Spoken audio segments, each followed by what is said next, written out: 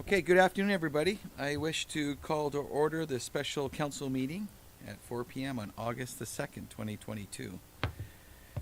Council would like to acknowledge the Ucluelet thought on whose traditional territories the District of Ucluelet operates. Notice of video recording. Audience members and delegates are advised that this proceeding is being video recorded and broadcast on YouTube and Zoom, which may store data on foreign servers. Are there any late items? Okay. Looking for approval of the agenda. So moved. Second. All in favor? Opposed? Carried. Thank you. I'm going to try to get it right here today, the committee of the whole,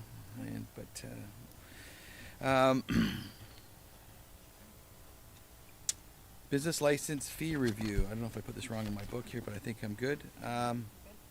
This report is being provided by the Chief Financial Officer is regarding the business license fees review. Welcome, Ms. Monteith. Okay, I would like to make a motion that we move into committee of the whole. I'll second. All in favor?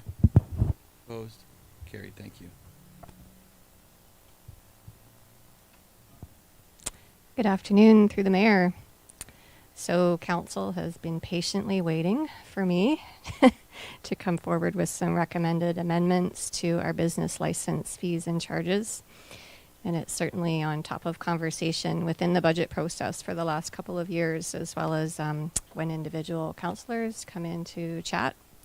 So I wanted to bring forward this topic into the committee of the whole, just in order to have a good open discussion, and, along with obtaining some direct feedback for me to update the bylaw and come back to council.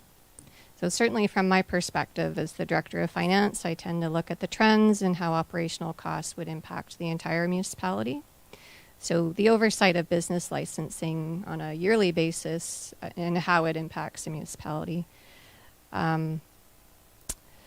It touches several different departments. We don't have a business license department. It touches several departments, particularly bylaw, planning, fire, and finance. And the revenues from licensing does assist in paying for some of these costs.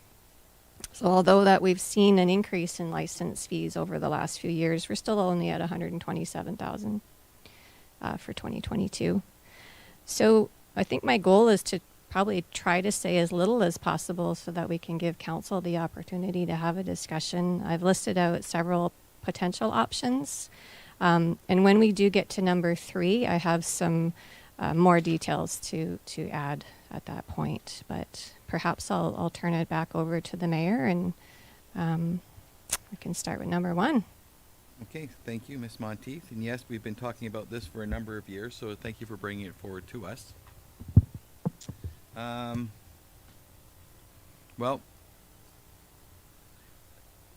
McEwen, you're always good at setting the tempo here. If you want to list out the questions for me. Sure. I'd actually like to start by reading off the 4 influencing factors. The number of licenses issued have increased 26% since 2016. Fees for business licenses have not increased since 2016. Inflation across Canada since 2016 has accumulated to 9.9%, and inflation for 2022 to date is 8.1%. Those are all really good reasons to review these licenses. Do you want me to read the first key question? Okay. The last fees and charges update specific to business licensing was completed in 2016. Since that time, the cost of administering, providing oversight, and managing business licenses has increased without a corresponding increase in the business license fees. In order to bring the business license fees in line with current administrative costs, staff are proposing an 18% increase to all business license fees and charges. And the question is, does council support an 18% fee increase to all business licenses to address inflation effective 2023? And I would support that. Thank you. Councillor Cole? Through the mayor to Ms. Monteith, I'm wondering if the 18% is a direct plus 9.9 plus 8.1 to equal 18. Pretty much. That's just to catch up with the cost of inflation. So that will make us status quo. Pretty much, yeah. Thank you. Councillor Kemps? I don't have any questions regarding number one. I just thought I support the 18%. I'm fully in support. We need to catch up with those cost of living increases. And I would concur with everyone here. I think it's appropriate that we just follow suit and match everything else. So, question one, I think we answered. That's a yes. Yeah, I'd like you to keep on going. Yeah, thank you. Question 2. Okay, in order to ensure business license rates remain cost neutral, staff are proposing to include an annual increase to the business license fees and charges at a rate of 2% annually. Embedding an annual increase into the bylaw would remove the need to bring the bylaw back to council for consideration on an annual basis. So question 2 is, does council support a 2% annual increase to business license fees within the fees and charges bylaw effective 2024?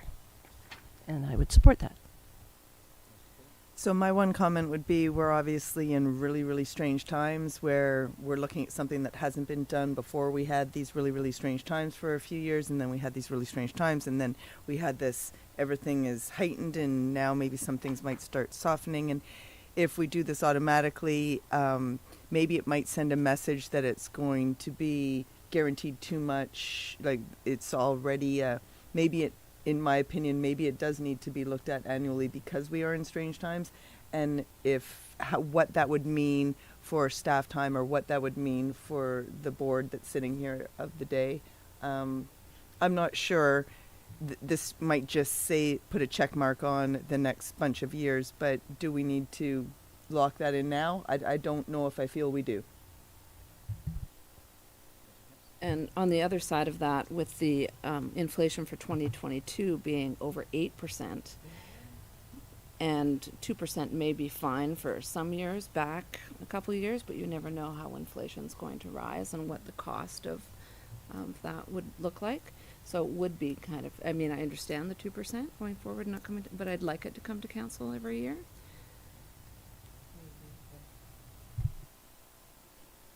You're checking, you got one? Okay. Councillor Hoare? I'm just cognizant of staff time involved in having to bring it back to us every time. But I agree. I mean, this year we've already seen 8% in 7 months, not just 2. And so it is worrying that we might, 2% might not be enough. In which case I would assume it would probably come back to council because it would not be enough, and it would, we'd have to revisit it anyway, regardless. But the 2% would at least give us a base, and 2% is, historically. But yes, we live in interesting times, but historically it's been ballpark around a correct cost of living. I'm sort of on the fence on this one. Like, I can really see the reason to have it, but I also see that it is nice to see it every year, but it's also a lot of time. It's time and effort and money and waffling. Nobody was looking this way. I agree. I think that we might have done ourselves a disjustice, or those who've become before us since 2016, in that there hasn't been anything done. May even cause more work to come to the table at this point in time than it would be on just a regular little annual basis, and then know the tempo of the last year and know the tempo of what the forecast is looking like and what the world is doing. I think we're sitting in a hard place right now because it hasn't been done in 6 going on 7 years or whatever. So I think there's enough of a sting right now. I think it would be just nice to look at it again next year. I totally get it. And it could be even more. Again, it might turn out to be more next year. Who knows? That's what I was going to say also, because we've been sitting on this for since 2016, so we don't really know what every year it might be a simple 2%, or we need to hold back, but there's a lot of work to be done because we haven't looked at it for 6 years. So I would like to see it come back to council. Councillor Hoare? I just hesitate because that makes us reactive as opposed to proactive. And being proactive and having something on the books, I believe actually in the long run, I've gotten myself off the fence. I believe in the long run is probably better and easier on our finance department. And that's not to say that if it, inflation suddenly is, 9%, that we're not going to see it. I'm pretty sure that the finance department will bring it to our attention pretty quick. I agree always with proactive above reactive, but it kind of feels like a two-punch thing right now when we're looking at this. Like, it seems like, okay, you're going to get this, and we're promising you're getting this next year, and it may even be more. It may be 2 punches next year. But if it's just a matter of a meeting, and maybe Ms. Monteith could weigh in on how much effort it would be to bring it back next year. Certainly, through the mayor, the reason I actually picked 2%, not 10%, 2%, that coincides roughly with the average union agreement. So our QPE agreement actually next year is 2.25. Typically, I've seen a lot of 2, 2, 2, 2. I don't know what it's going to be. It renews in I think it's 2024. So I just picked a status quo 2% just to sort of keep us going instead of having someone else be back here in 6 years asking for the same 18%. But certainly it is also part of the budget process, so we can certainly make number 2 part of the process. It's just the rest of the budget goes up.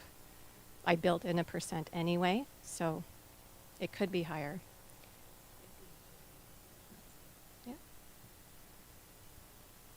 And in my opinion is, obviously, I was on the board here in 2016. We haven't seen it for a number of years because there's a lot of distractions, and I do like the simplicity of the 2%. I do supportive of bringing what they're suggesting for the 18% to bring it up, and and the 2% just kind of keeps us kind of going in the right in the right tempo until something big changes. We all know business licensing isn't there to make money. It's just there to try to cover some of the costs. So this isn't a big, you mentioned it was $127,000 it brought in last year. This year to date so far. Sorry, this year, and feels like last year already. Yeah, you'll get your moment in a second. I got 2 minutes. Light's still green. But anyways, I just want to encourage everyone here. From my experiences, I think it's a little bit easier for staff, when we're going through the budget, because the business licensing can take a lot of time during a budget. The last few years, as us being together, going through 4 budgets, I think the last couple of years it's been good, but there could be a different group up here, and I think they could just really get into the weeds on that, and I think it would make it a little bit easier and flow simpler if there was automatic increases and anyways, go ahead. I guess I just think because it's part of the budget process, then that's up to whoever's sitting here at the table to deal with. And if the people sitting here at the table next time, they're going to have to deal with it one way or the other. And it's still going to be more staff time if they want to turn it over and do something more than 2 or less than 2 or whatever. I feel as though we don't have huge gains by doing this today with already enough of a commitment there, which is overdue for sure. But then planning forward, not that proactive isn't better, but I just think maybe I still think that that's not a necessary component today, and the time that it takes, because it's already built into the program moving forward, that the annual increase should be part of the budget, and that's natural. It's organic. Like that it doesn't need to happen here. It's almost like aggressive happening here. And then they could flag it if there is a. Yes, I just think it's better to have it on the books as an automatic and 2%, and then it can be looked at during the budget process and altered if possible. And I remember back in 2016 when we did this, we went category by category, if you'll recall, and determined whether some should be raised, some should be lowered, some stayed the same. It was quite an arduous process. And that might be another process that the next council would want to weigh in on, possibly.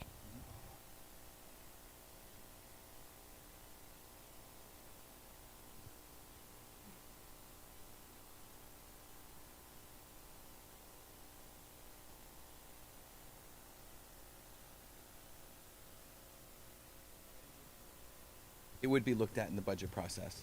So Everything gets looked at in the budget process. follow up. Yeah, except some things can be glazed over if they're just like one of those automatic things we have, and I mean, this is, this has happened. Maybe Mr. Lawrence or Miss Monteith, just a little comfort how that would look like in, yeah, just get you over the edge here. So, through the mayor, with the 18%, and then if we went in 2024 with the automatic 2%, it's $3.54. I want So- you to put in perspective what that But looks like. You're but talking no, about- I mean, You're talking about it somewhat, I'm not talking about our next one here, but a general contractor doing construction might be a $150, $175 a year for a business license. what we're Proactive's the way to talking about. go. Copy. Okay. Proactive. sorry. No, I get it. Yeah. It does help me bring you the budget ahead, knowing what the percent is, and then, if we need to add more, we will. Okay.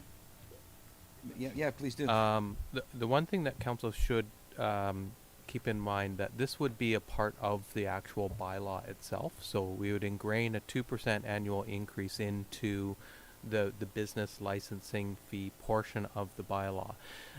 So it would be there, but a change to that would require an amendment to the bylaw if you didn't want to do that annual 2% increase.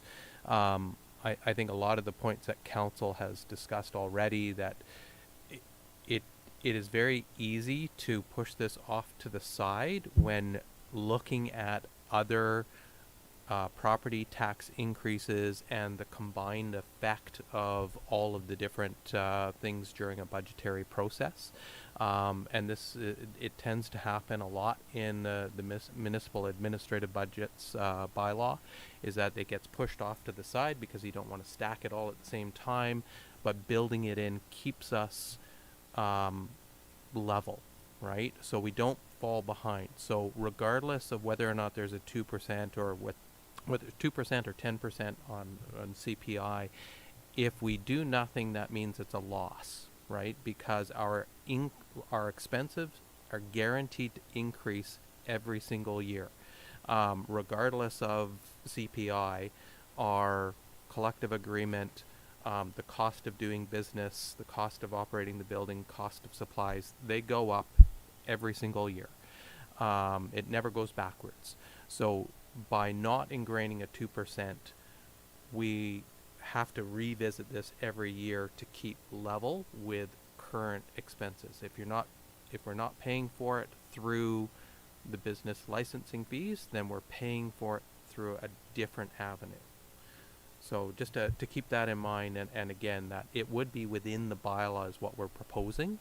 So it would be a part of the overall budget, but it is separate, right? It would be a reconsideration of the 2% increase ingrained within the bylaw. You might be tipping me back the other way because Woo. I. You had a big jug of water. You're ready to go. Right. Because if it's part of the bylaw, then the work for the next, so say it's another 7 months like this 7 months has been, and we actually need more money, and it may only be $12 or whatever that equates to, it's still a whole going through changing the bylaw, as opposed to just in budget we go, okay, so let's look at where we are with this, and so it's going to be 3% or it's going to be 1.5% because we like to give them $1.50 back or whatever. And I get that it might seem that small in some instances, but changing a bylaw is a lot more work for staff, is it not? So the cost of doing that is still more than it would be if we just did it annually with budget, or somebody did it annually with budget. Through the mayor. Through the mayor. So, if we brought it to the budget process every year, I would still have to update the bylaw, the fees and charges schedule P, to have the increase in time for May 1st. So, it's kind of 6 of one, half a dozen of the other. So at that time, it's good. I'm good. I see the Thanks for Well, checking on me. every word. Thanks for having my back. Every word. So at budget time, if 2% wasn't let's say inflation went to some extraordinary amount of money, then you would flag that and just, that's what you would do at that That's point, correct. correct? It would need Then to it be a discussion for council at that time, yeah.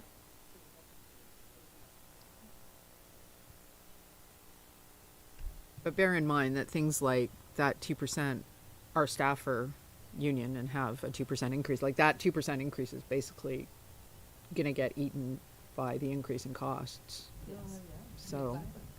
So it's just if there's something outrageous or a crazy spike or a crazy drop, I can't imagine a crazy drop. But it would be flagged. So, yeah. You were sort of in agreement? Okay. I'm writing that down as a yes? Yes, Okay. please, you are. Just clarifying, thank you. Times 5. 5 yeses. Councillor McEwen, if you don't mind.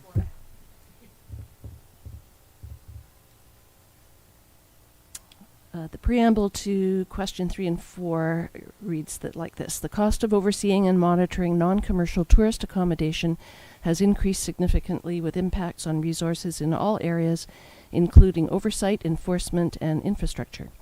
Commercial tourist accommodations generally have property managers, whereas most non-commercial tourist accommodation areas do not. I disagree with that, but anyway. Therefore, the cost of managing short-term rentals in residential areas is significantly higher. So question 3 is, does council support an increase to business license fees for short-term rentals to $450 per year plus $125 for each additional room?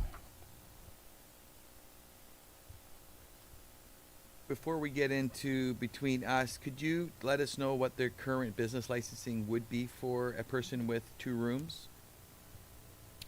Certainly. So under the current fees and charges bylaw, it is $150 for the license in the one room, and then it's $75 per each additional available room. So that's all under the tourist commercial accommodation, which is B&B, guest house, vacation rentals. Yeah, I'm going to let you. And then, and again, with the number that you had brought up, the 127 for your total business licensing. So this is part of, again, your business licensing. And are you able to give us a percentage of how much business licensing is currently short term? Okay, so through the mayor, I did some research today. We've issued 558 business licenses this year. 178 of those are short-term rentals of some description. And we have 48 short-term rentals in the queue, which means it's sitting on the bylaw officer's desk for review. We lost our second bylaw officer yesterday, and that one was funded actually by COVID restart money, so we don't have any more of that.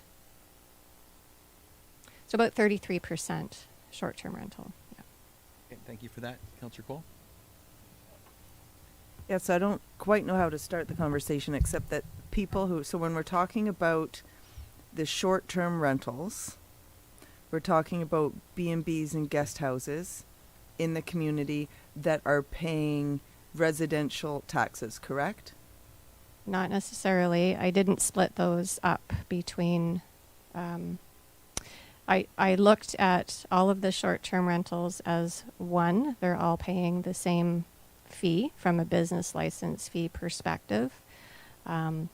Some may be in commercial areas paying commercial property tax. Many are in residential areas paying residential property taxes. Okay, so herein where lies the question for the hard conversation, whereas if you are making commercial dollars in your residential home out of heads and beds, paying a residential tax rate, however, I guess other B&Bs and guest houses, as long as they are operating properly, and or every hotel and resort or motel in the community that is paying the higher commercial tax rate, there's an inequity there as far as there's a serious inequity, and I don't know any other way to fix it than to increase the rate on the business license is for short-term rentals. I wish that said in residential zoning. So I think there's a piece missing there, because I think that would make this go a little bit more like this.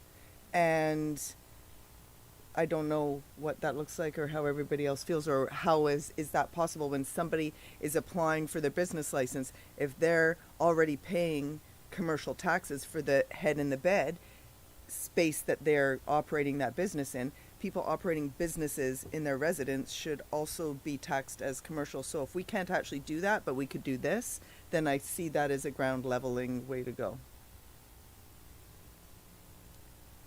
Yeah, and I just want to chime in there, but I will pass it on. And I echo what Councillor Cole's comments are, because I've talked to you before, Ms. Monteith, with our planning department.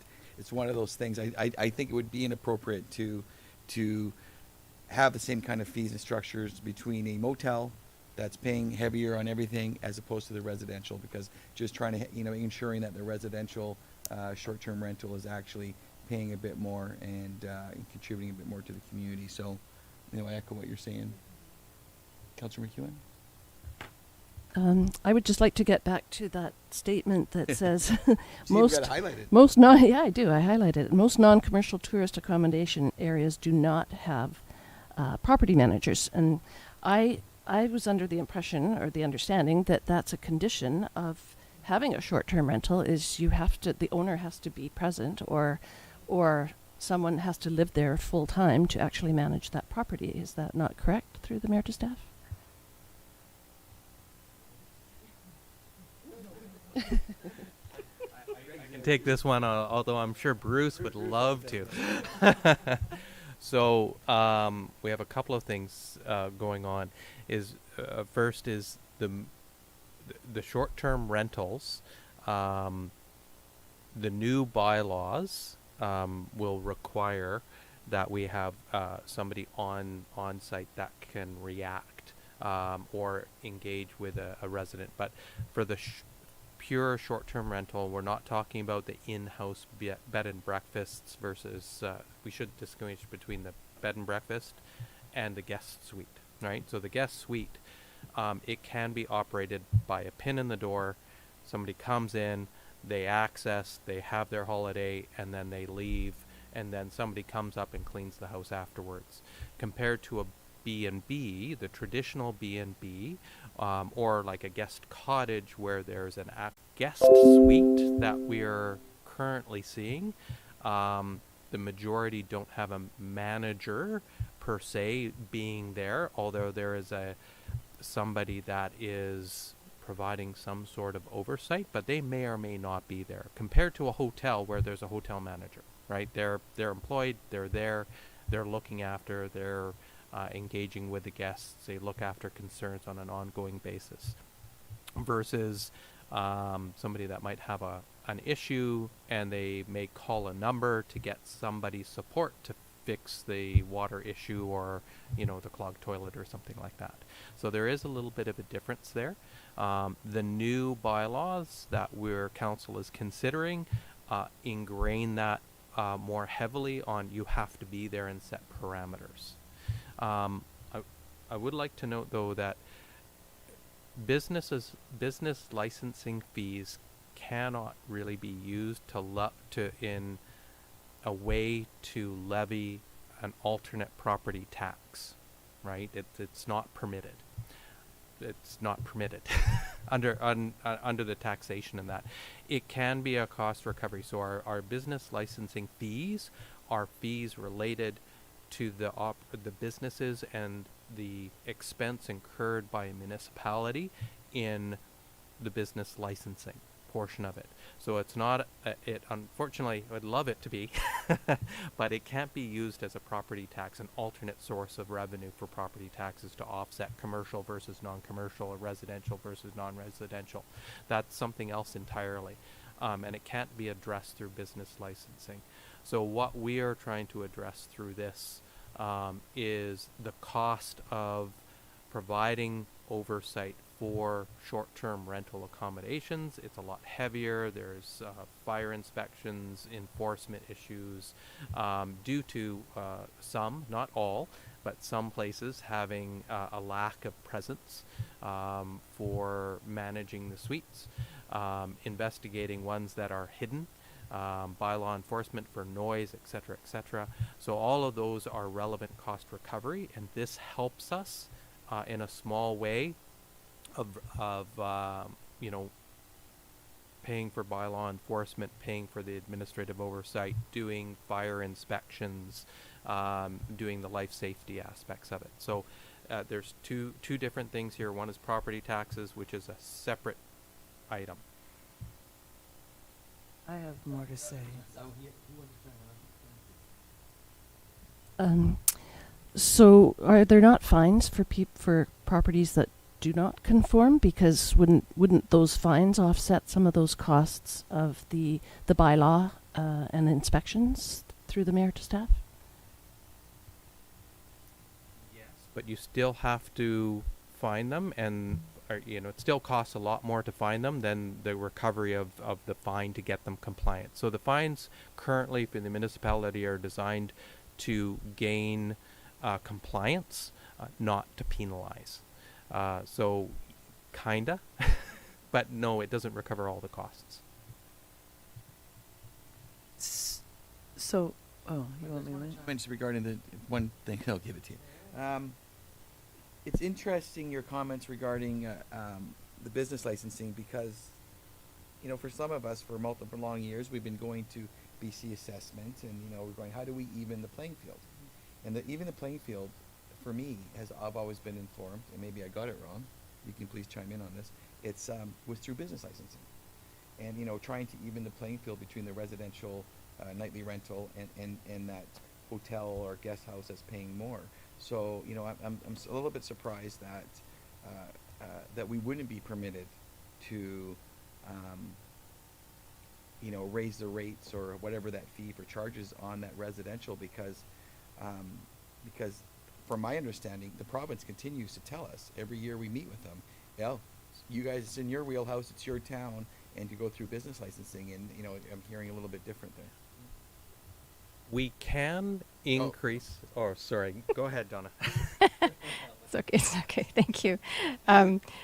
Yeah, through the mayor. So, what Mr. Lawrence is talking about is property taxes, but we can investigate setting a higher business license fee for short-term rentals in residential zones, as long as the fee for the service for that residential piece has a higher cost associated with it, and if we can prove that. So it's not a dead horse at this point. Right. We just can't use, I think what Mr. Lawrence is saying is we just can't use, oh, they're not paying enough property taxes as the excuse for it. We have to go the other avenue, and I would just go back and do some more work and try to figure out the cost of the time, say for the fire chief to do the inspections, and bylaw how much time they're spending on each file, to figure out the percentage of cost versus those that are operating in commercial zones. It just has to be justifiable under the section 194 of the community charter. Which I think all sounds like legitimate, actual things that are already happening. I just want to draw attention to whereas the most non-commercial tourist accommodation. Anytime there's tourist accommodation, that's commerce. So how can it be non-commercial if it's actually applying tourist accommodation? Like, I think that's a juxtaposition or a conundrum or something, because it doesn't make sense to me that if you are charging, like a hotel would, for somebody sleep in a bed in your home or in your guest house, that is commerce. You are taking money so that makes it commercial. So how can there be non-commercial tourist accommodation, I guess is my point, because it's in residential areas. So if it's going to be in residential areas, so I just think there's still inequity. I'm still saying the same thing. And you and I are saying the same thing. We're all on the same page there. That's the whole point of this coming before us. It's just. You any comments? Councillor Hoare? No, I agree. There's this inequity, but to be honest, I'm totally for number 3. I'd say yes. Increase it. Yeah. And that bonus round topic, I know you'll get to it later. and I think Yeah. The reality is, I think you're hearing, just an opportunity for you to hear it from us, all of us saying the same thing, which is how do you try to balance that? This is the first step towards that, so Absolutely. I am supportive of number 3 as well. Okay. So am I hearing number 3 is $450 a year plus $125 for each additional room for all short-term rentals? Correct. Okay. Thank you.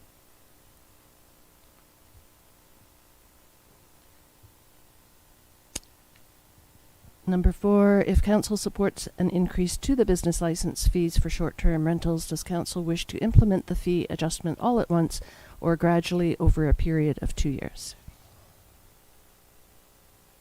Just rip the Band-Aid off and do it. Yeah, I'll echo that. Yep. Sorry, I just wanted to clarify one more thing.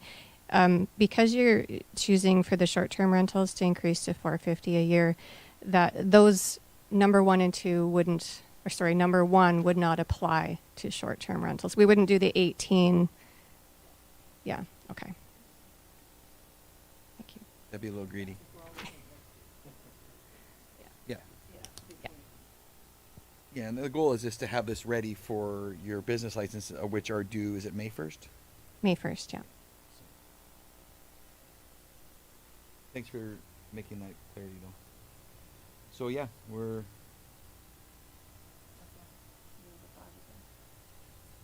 getting there. And staff are cognizant of the timing of this report with respect to the proximity to the start of the 2022 election cycle. If desired by council, staff would be able to prepare the bylaw amendment for consideration at the August 16th, 2022 regular meeting, with potential adoption at the September 6th special meeting, or bring the bylaw forward at the November regular meeting for consideration. Staff is requesting direction with respect to when council wishes to consider amendments to the business licensing fees. So question 5 is, does council wish to have proposed business license fee increases come before them for adoption prior to or after the election? I think that's a funny question because that's asking us if we want to make enemies now or, right? It is kind of funny, but no, this needs to happen and blame it on us and don't leave it for the next guy. Mhm. That's what I think. I agree. There's been a lot, not lots. We have of broad stuff. shoulders. Rip the Band-Aid off. Yeah. We don't need to be doing what our predecessors sometimes do to us, so it's all good.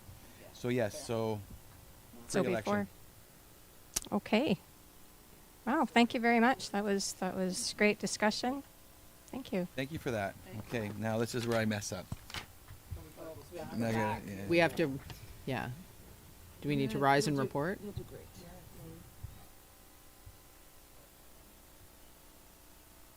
Council has two options.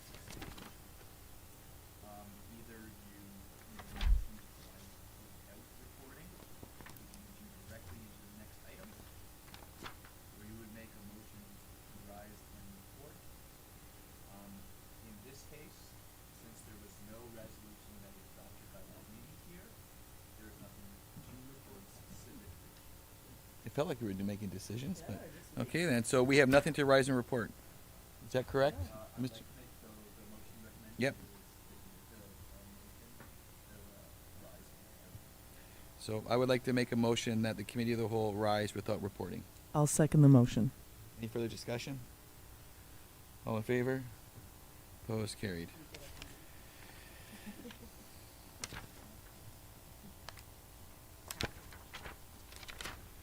And this special council meeting will now resume at item 5.1 of the special meeting agenda. Okay.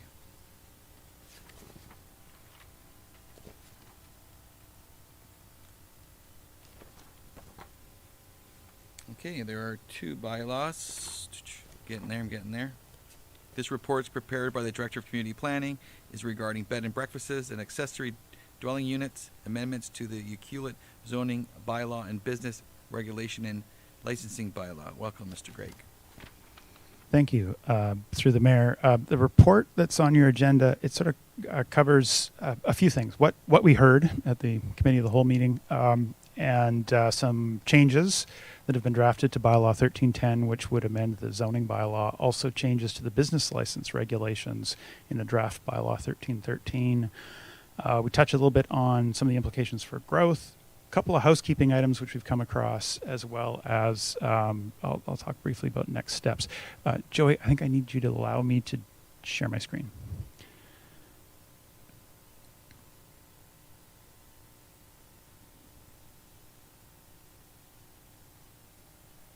Okay, here we go. So, and I was just going to bring up no graphs or maps this week. So this is essentially what we heard. The goals. Yeah, I can zoom in a little bit on this. Sorry.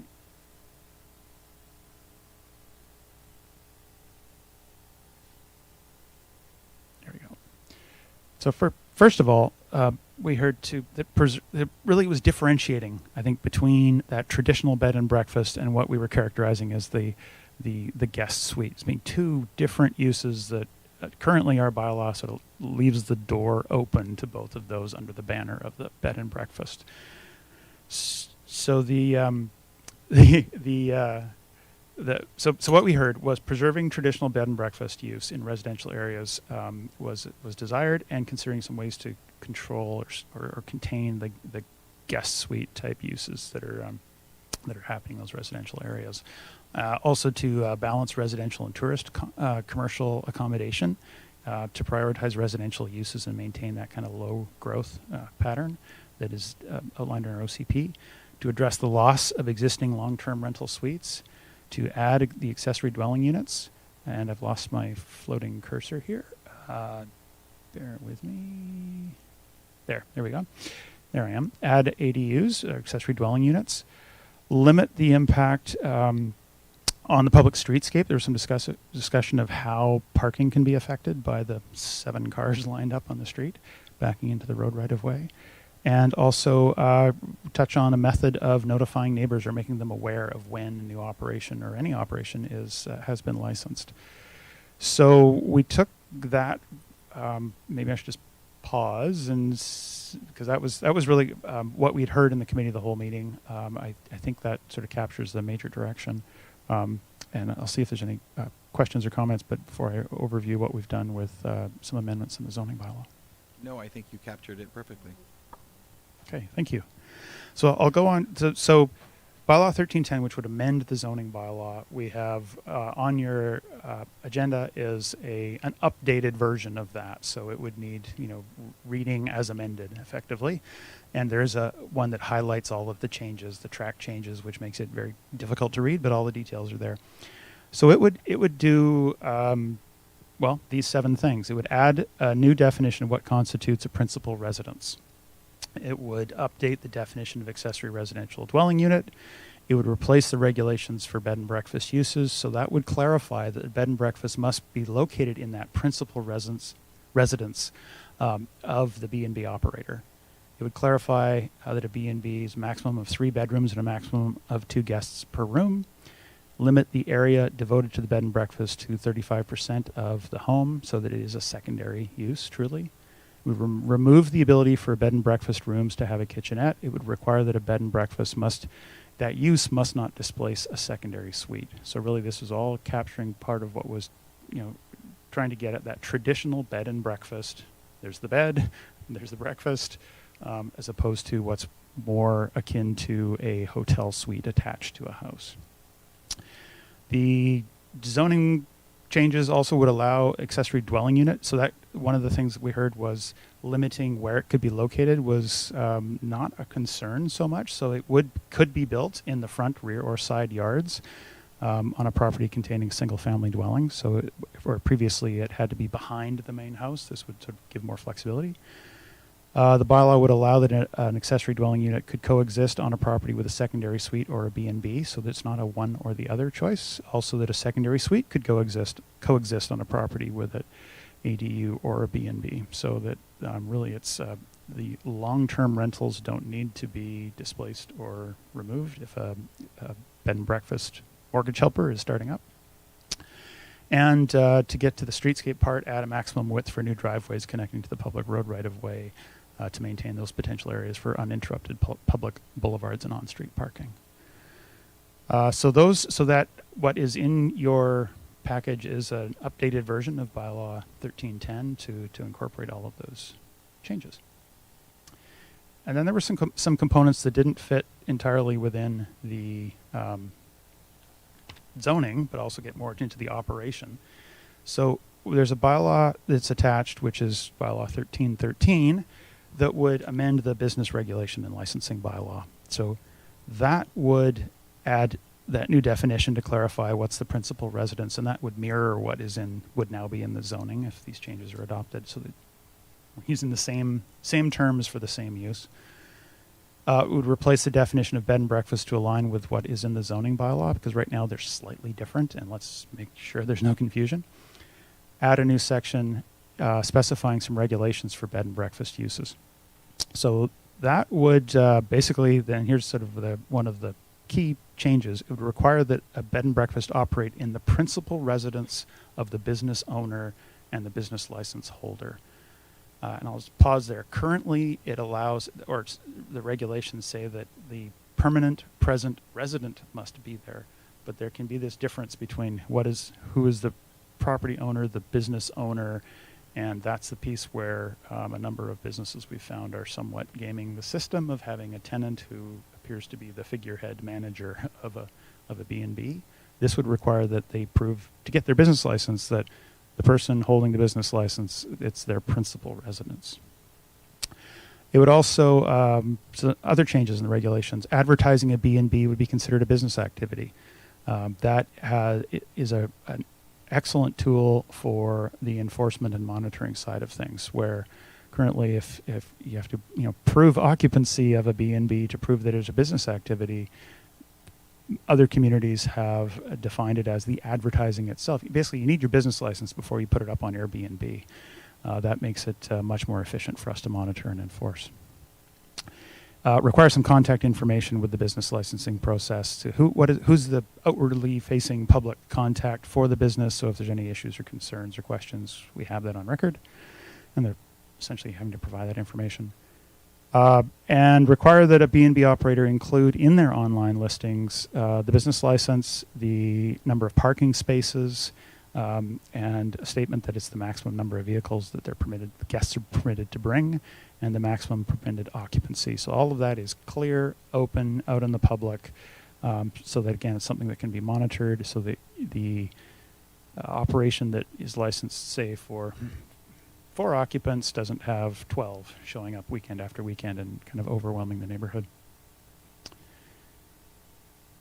And that's going hand in hand with that. The requirement, we talked about, again, the notification of how can neighbors be notified if there isn't a permit or temporary use permit process or that sort of thing. How would someone know that a business is opening up?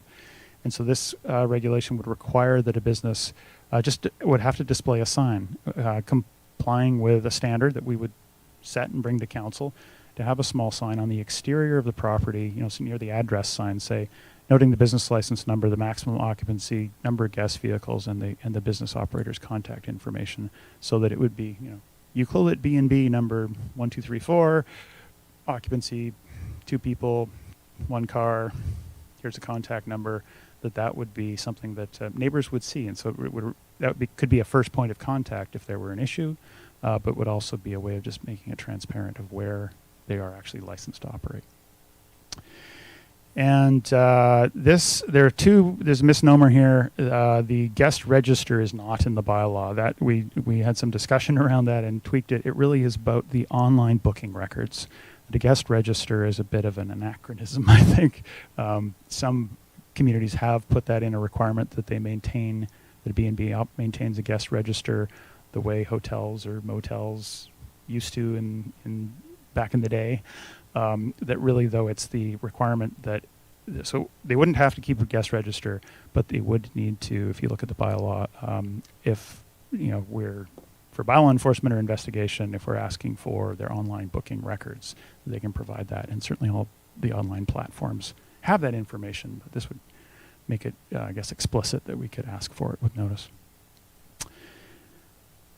And okay, so I did talk about the ADU setbacks. As mentioned in the report as well, that it would this version of the bylaw would remove any restriction of them in the front yard. They'd still have to meet setbacks. So like the front setback would apply to any building, including an ADU, but it wouldn't be precluded from being in the front. And growth, that the bylaw, these two bylaws would leave the B&B use as an outright accessory use up to a maximum of 3 guest rooms, as council had sort of directed. And it's worth noting that this could be expected to result in continued growth in the supply of tourist accommodation. And really the report highlights there's a couple options available. One would be to monitor how it goes, and this could be revisited in the future. If, on the other hand, there was a sort of second thought on that, amending that 3-room maximum, it could be considered before further readings. And a couple of housekeeping items. One in the zoning bylaw, where, as we're looking in this, there is currently in the zoning bylaw, it requires, or it states that a business license is required in order to register a secondary suite. To our knowledge, none have ever been registered with a business license, and there actually isn't even a fee for a secondary suite business within the fees and charges in the business licensing bylaw, so there's a bit of a disconnect there. I think that's a leftover thing, so the bylaw would just remove that. The other one is in the business regulation licensing bylaw. There are a couple of things to sort of clean up the business license period, being May 1st, not January 1st, is one thing. And then the other is being clear that the tables of fees really belong in the fees and charges bylaw, as was just discussed, not still left over with an old version in the business licensing bylaw. And so these zoning amendments, I'll just skip through here, just note it on the bottom.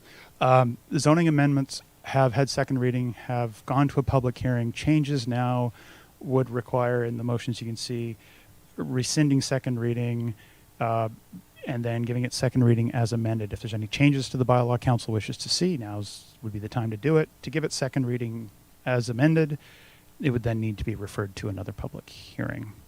And Mr. Rotenberg has asked that I confirm, if that's the direction of council, we would need to confirm dates between the 23rd and 25th as the possible date of a public hearing.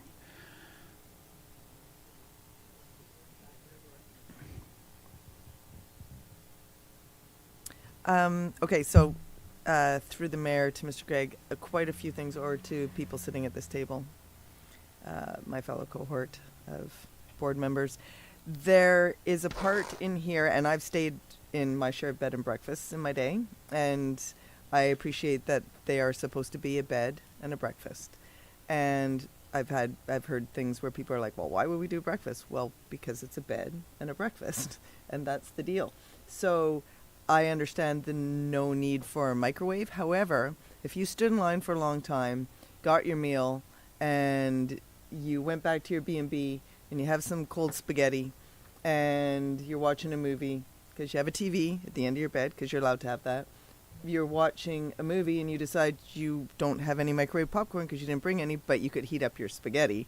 I do think that there should be a way in the room to heat up your spaghetti. I don't agree that people should be cooking in a bed and breakfast. I don't believe that they should have separate kitchens, living rooms, anything, but I kind of think they should have a toaster, because if you're leaving them bagels and you're leaving them cream cheese or granola or whatever you're leaving for your breakfast, I've had breakfast where I've gone into people's kitchens and sat down with them, or where they had a little sitting room in their house where they had a little toaster and everything set up for me.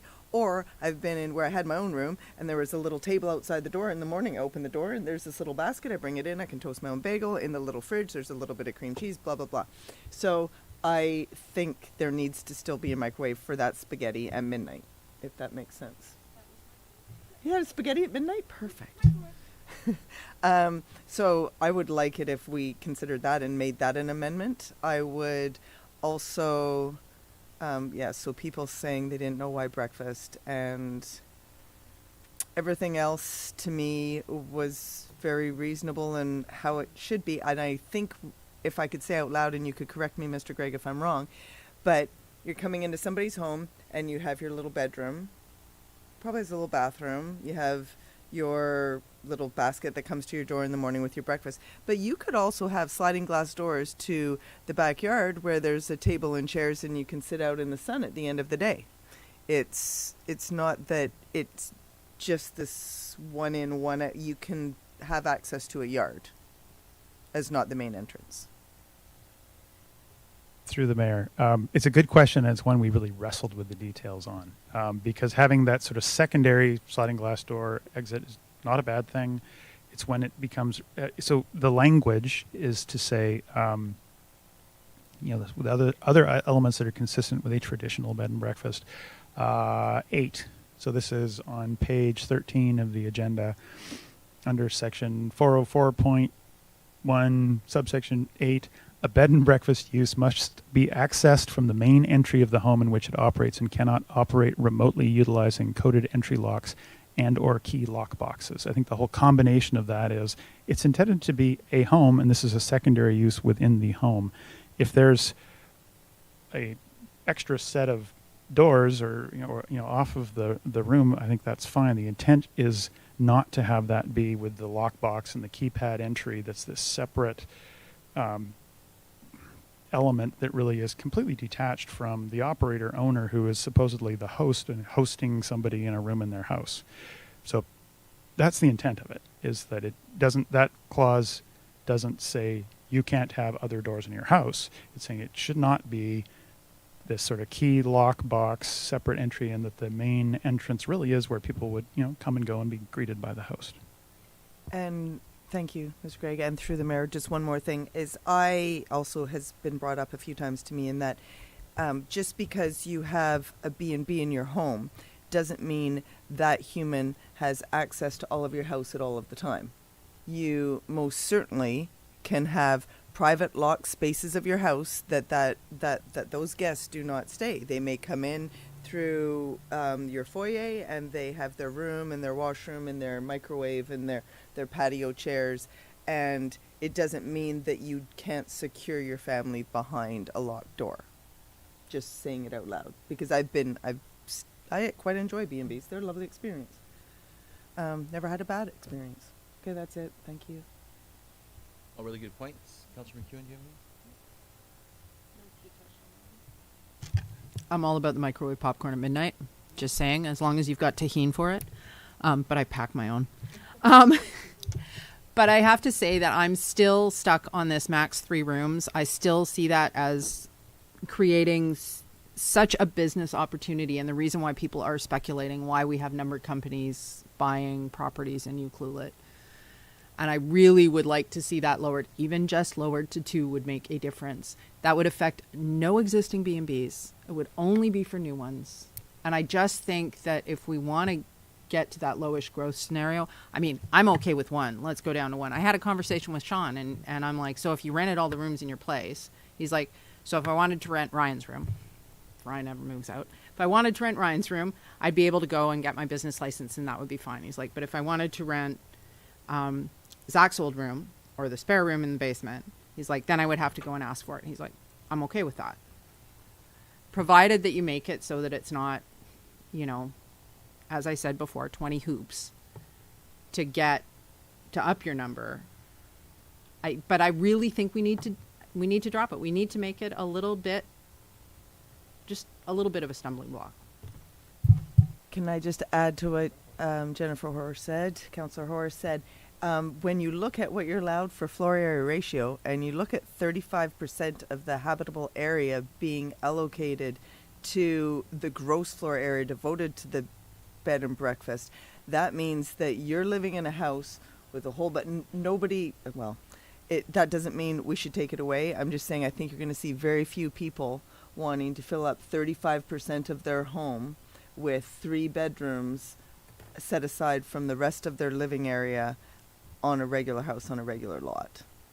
I don't think that knocking it down is going to have any effect on how many people actually take advantage of this, in my opinion. Yeah, and that's what I was going to say too. I mean, there's very kudos to people that run a bed and breakfast, because to have someone in your home I mean, it's not for everybody. So I Mm. don't think we're going to grow or deter anybody by, And certainly with Lessening with the suggestions regarding the parking, off-street parking, there are gonna be its own limitations with vehicles and stuff, so I think, that's going to be another, condition, so I'm supportive of everything that you said, I think you nailed it, and we got one more bonus round? Yep, one more bonus round. And I just want to say out loud that this, whether this is exactly how it read before or this is actually the way it's done in places. This is what a B&B is. This is nothing new.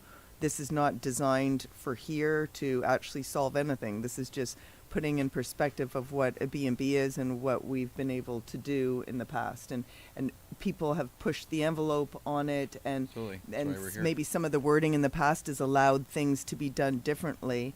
But the intent of a B&B was always what's in front of us now. That's it. So, Mr. Gregg, so you've heard a couple comments from Councillor Cole regarding the microwave and that kind of stuff. I think outside of that, I would look forward to this moving forward once we get these recommendations here, to a public hearing. So through the mayor, so the process, as the recommendations at the outset of the report, if an amendment, to currently it's section 404.14A that says cooking facilities or appliances with the exception of a kettle and or coffee maker. I'm hearing that an amendment to say and microwave would be an amendment. Otherwise, the motions that Are we are going to get weird about a toaster? No, yeah, I think Sorry, toaster, 100%. There microwave, should I be a think. toaster, a microwave, And a kettle. Because to have tea and a bagel and whatever, and a little fridge with cream and fruit cups or something in it, and a microwave for spaghetti. those should be listed in the bylaw. Then we would like- Because these are things that will be the black and white rules that every one of these will be pushed, and so that as a license inspector is visiting before issuing a license, it's okay. What is there in the room? Does it comply? So if council's desire is to allow a toaster and a microwave, I'd suggest that would be an amendment that would be made prior to second reading and referral to a And public hearing. Not a toaster oven, though. We're talking like an actual toaster, Just not a make toaster oven. you'd like to make a motion to make a amendment with those three items? Yes, please. I would like to make an motion to make an amendment to 4.A to add to the appliances allowed to be a microwave and a toaster inclusive, please. Did you not say also a little mini fridge? There is already one there. Okay, sorry. Okay. Oh, whoa.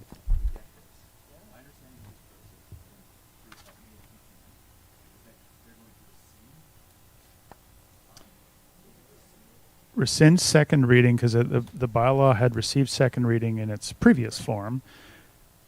So then give it second reading again as amended, but including the toaster microwave amendment. You're on fire, go for it. So I would recommend that council rescind second reading of the District of Ecoula zoning amendment bylaw number 1310 at 2022. Second. Any further discussion? All in favor? Opposed? Carried.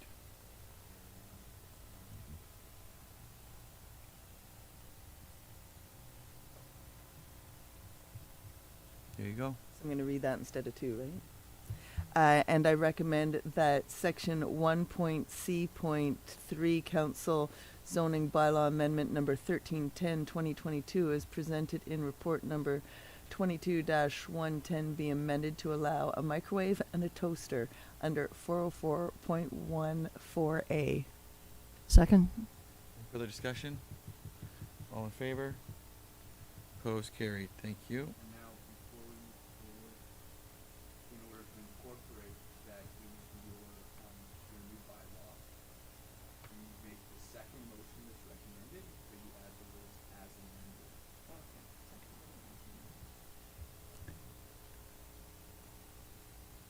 At the end. That council amend District of Euclid zoning amendment bylaw number 1310, 2022 to include the changes presented in the staff report number 22-110 dated August 2nd, 2022 as amended. Second. I think we did. You meant the next one, did you not? You meant number 3. You asked her to do number 2. So what do we do now? Yes. No. So we'll call that to question here. It's fine. We can just defeat it. Am I correct on that? I said 2. Yeah, you said number 2. So you said It's okay. second. So I'll call it to question. So all in favor? No. Opposed? Defeated? And we'll continue on to number 3, please, Councillor Poole. That council give a second reading to District of Euclid zoning amendment bylaw number 1310, 2022 as amended. Second.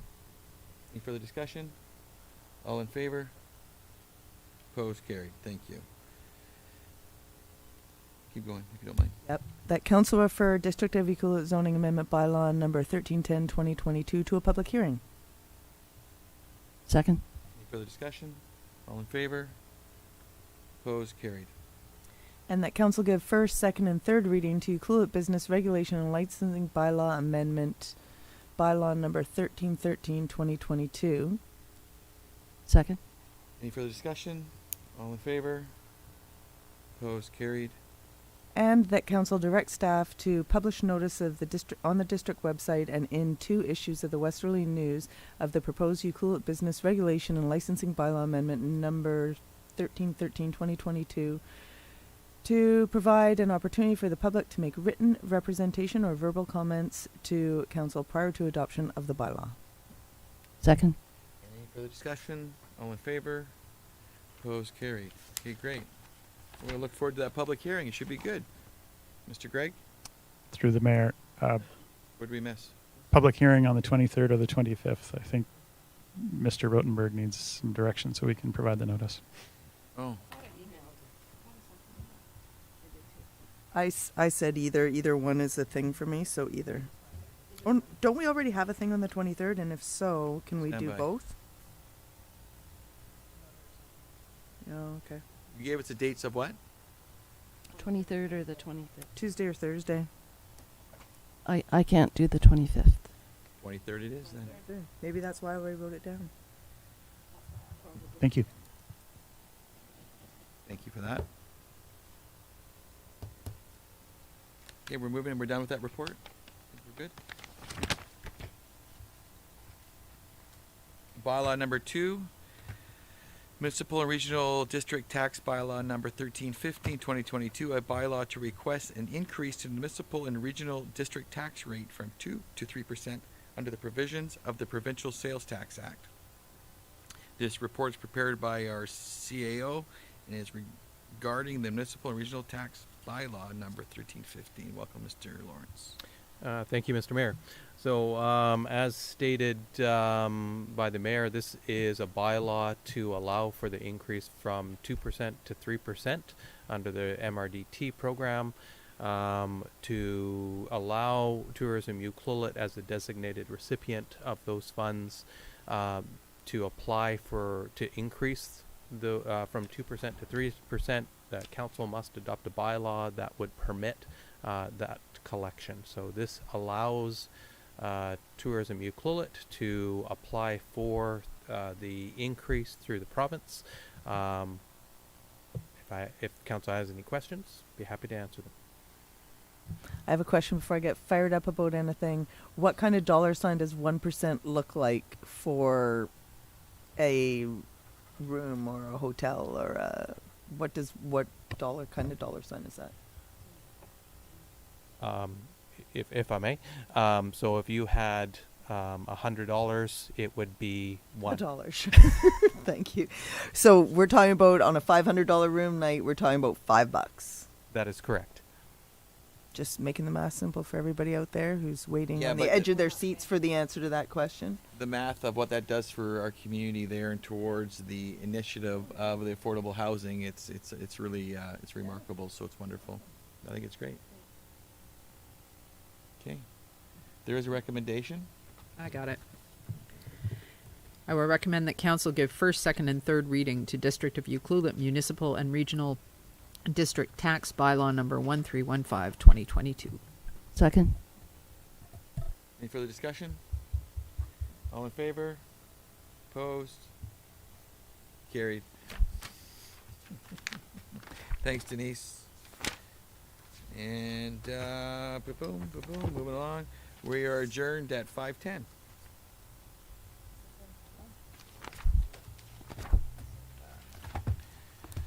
Thank you for coming. Oh,